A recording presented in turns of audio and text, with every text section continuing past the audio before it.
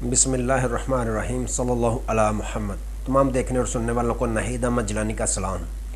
ناظرین، آپ کو جیلانی جی یوٹیوب، ٹک ٹاک، فیس بک پیج پر خوش آمدید۔ اللہ عز و جل سے دعا ہے اللہ عز و جل آپ کو جہاں بھی رکھے اپنے اہل خانہ سمیت بخیریت رکھے، خوش بھی رکھے اور محفوظ بھی۔ ناظرین کرام، اپنی گفتگو کا آغاز کرنے سے پہلے تمام خواتین و حضرات سے یہ گزارش ہے جو ہمارے چینل پہ ابھی نئے ہیں وہ جیلانی جی چینل سبسکرائب فرما لیں تاکہ روزانہ آپ تک ہماری نئی ویڈیوز آسانی کے ساتھ پہنچ سکیں۔ بلا تحیر اپنی گفتگو کا آغاز کرتا ہوں۔ عمران خان کا ضمنی الیکشن بارے نیا پیغام آ گیا۔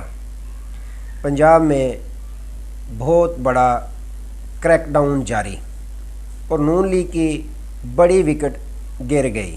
ان تمام ایشوز پہ میں نے بات کرنی ہے۔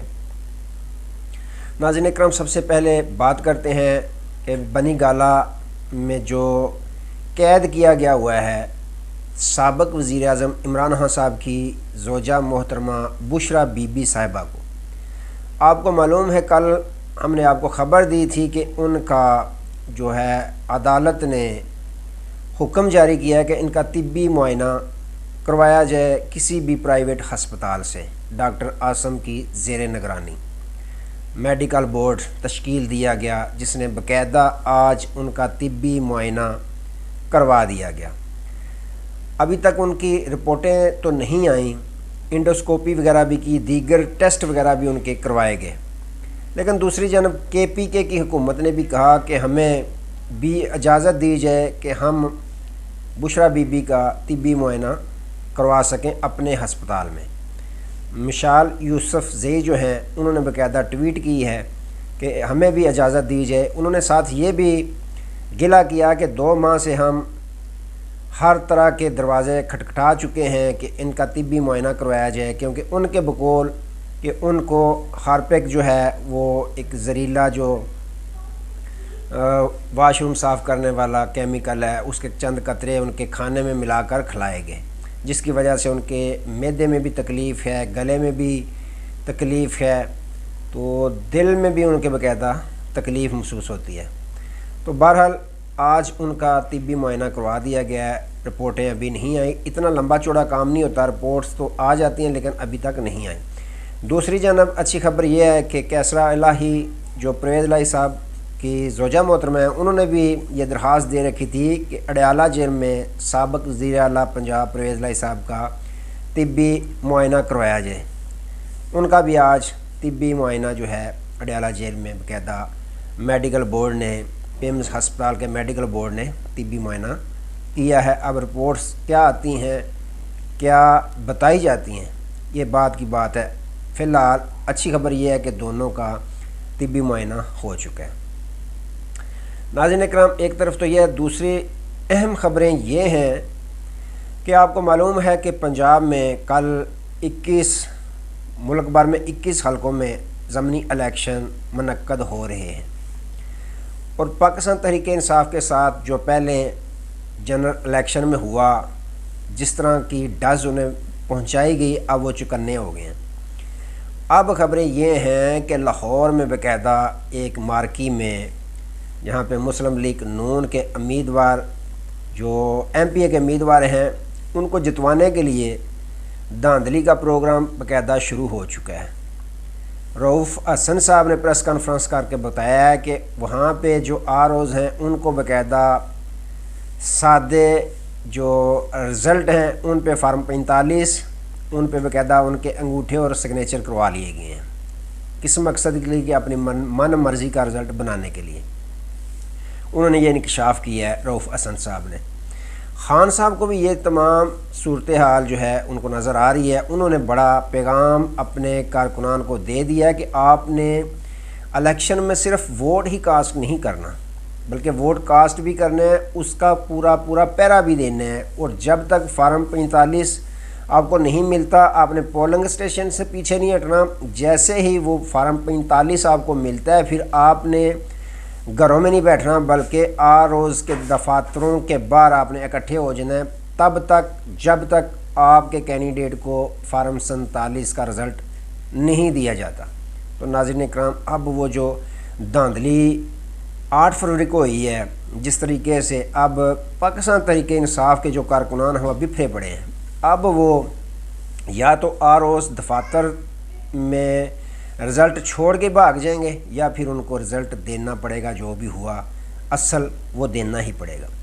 دوسری جناب ناظرین اکرام، اگر بات کریں ہمارا پڑوسی ملک جو بھارت ہے، بھارت میں بھی ایک الیکشن شروع ہیں اور 97 کروڑ لوگ جو ہیں وہ ووٹ کاسٹ کرتے ہیں، لیکن کبھی ہم نے نہیں دیکھا، کبھی ہم نے نہیں سنا کہ وہاں موبائل سروس، انٹرنیٹ سروس منقطع کر دی جائے الیکشن کے دنوں میں، الیکشن کے دن مکمل بند کر دیجئے موبائل سروس یا انٹرنیٹ سروس۔ لیکن ہمارے ملک پاکستان کا اللہ ہی حافظ ہے، دیکھیں ٹوٹل 21 حلقوں میں الیکشن ہونے جا رہے ہیں اور ایٹمی طاقت ہے ہمارا ملک الحمدللہ۔ تو وہاں باقاعدہ جو پنجاب کا وزارت داخلہ ہے اس نے خط لکھ دیا ہے وفاقی وزارت داخلہ کو کہ سیکیورٹی معاملات کی وجہ سے انٹرنیٹ اور موبائل سروس جو ہے وہ جن حلقوں میں ضمنی الیکشن ہو رہے ہیں وہاں بند کی جائے۔ تو ناظرین اکرام، خبریں یہ ہیں کہ انٹرنیٹ اور موبائل سروس کو بند کر دیا جائے گا۔ کیا یہ انسانی بنیادی حقوق کے زمرے میں نہیں آتے کہ کسی کو کوئی پریشانی بنتی ہے فون کرنا ہوتا ہے، انٹرنیٹ کے بغیر آج دنیا سے آپ رابطہ جو ہے آپ کا کٹ سکتا ہے؟ تو پاکستان میں یہ چل رہا ہے۔ صرف خوف کیا ہے کہ یہ جو کم و بیش 21 حلقوں کے الیکشن ہیں ان میں پاکستان تحریک انصاف جیت نہ جائے، اور سب سے بڑا خوف یہ ہے کہ پنجاب میں جو اتنی سیٹیں، اگر 15-16 سیٹیں، 12-14 سیٹیں پاکستان تحریک انصاف لے جاتی ہے تو پھر پرویز الہی صاحب اگر پارلیمنٹ پنجاب میں آ جاتے ہیں تو ان کو یہ معلوم ہے کہ پھر عدم اعتماد جو ہے ابتدا اس کی ہو جانی ہے پنجاب سے۔ پرویز الہی صاحب کو پنجاب سے باہر رکھنے کا مقصد ہی یہ تھا کہ اگر یہ شخص آ گیا پارلیمنٹ میں پہنچا تو یہ ایک تو پی ٹی آئی کے جتنے بھی باغی ہوئے ہیں ان سب نے بھی واپس آ جانا ہے، اور ساتھ ہی نون لیگ کے جو باغی ہیں مریم نواز صاحبہ سے تنگ ہیں انہوں نے بھی پرویز الہی صاحب کو ووٹ دے دینا ہے۔ ووٹ دے دیں گے کیا ہوگا؟ 20 سیٹوں ہو جائیں گے۔ 20 سیٹوں ہوں گے تو جب ضمنی الیکشن ہوگا 20 سیٹوں پہ ہو 30 پہ ہو، سابق وزیر اعظم عمران خان اور تحریک انصاف نے جن کو ٹکٹ دینے ہیں انہوں نے بھرپور انداز میں جیت جانا ہے۔ یہ نون لیگ والے امیدواروں جو ایم پی ہیں ان کو بھی یہ معلوم ہے کہ اگر ہم 30 سیٹ ہو بھی جائیں، خان صاحب کا ٹکٹ ہمارے پاس ہو تو ہم کیسے پارلیمنٹ میں دوبارہ بلا نہیں آ سکتے۔